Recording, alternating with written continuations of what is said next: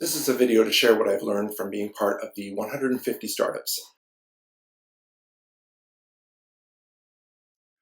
The participants in the 150 startups program were tasked with conducting 25 interviews with people that we thought could be our potential customers.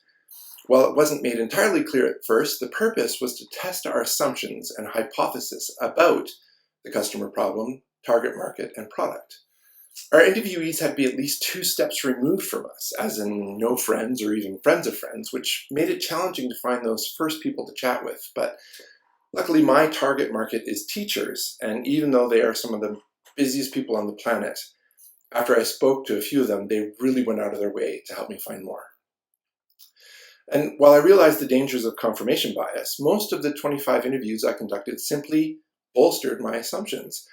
The product and service I have created is intended to help teachers offer fun, interactive, and engaging music lessons, even if they're not music specialists. My interviews confirm that there are an increasing number of teachers that fit this description. They're being asked to provide music education with few comprehensive resources or training opportunities available to them. I guess I'm in a different place than most of the other participants in the program because I developed my MVP to conduct research for my master's thesis. So it was in a considerably more developed state. I created my instructional program after working in the field of elementary music education for more than 15 years and witnessing the problems teachers had finding appropriate resources for music lessons.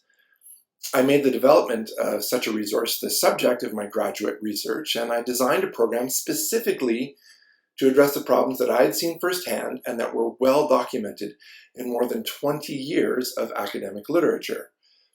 A big challenge for me, and one that I'm continuing to work on, is transitioning my program from something that was created for academic study into something that is commercially viable and has both free and paid content.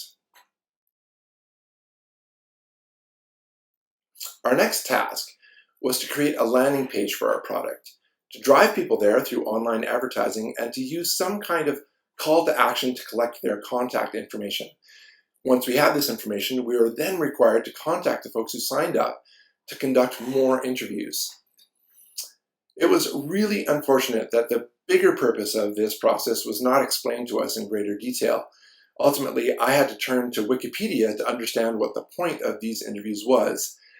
I like the way that it defines customer discovery as first capturing the founder's vision and turning it into a series of business model hypotheses.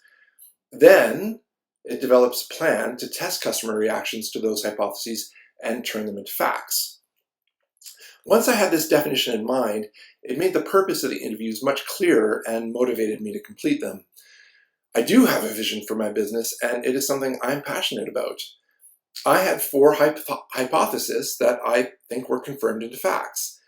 The first was that when people see the joy on children's faces as they use my program, they want to know more about it. The second is that teachers are passionate about their students and will often spend as much as $1,000 a year out of their own pockets on educational materials and resources. Third is that teachers are looking for tools that engage children interactively, using mediums that are most familiar to today's students. And fourth is that teachers need resources that require a minimal investment of time to learn and use. I'm beginning to realize that I can't possibly do everything that needs to be done to get this business off the ground by myself. So I'm applying for some fantastic programs offered through Alberta Innovates to help me. The first is called the Digital Traction Program, and it's a matching grant that can help provide me with funds to work on specific projects that will allow my business to grow. The first step is working with a professional web designer to overhaul my website and create a modern, secure membership system and web store. The second is to work with a professional marketer to refine my brand and create a coherent social media strategy. I'm also applying for a program called the Alberta Innovates Revenue Generator, which is administered by GrowthX. This is a truly top-notch program run by professionals who work with individuals like me to take important business concepts and apply them to one's specific situations. The biggest thing I've learned from being part of the 150 Startups program is that there are many, many paths that can be taken to create a successful business, and that the 150 Startups approach is just one of them. It's not going to fit every business model, but being passionate about finding the path that suits you the best will, and it's out there.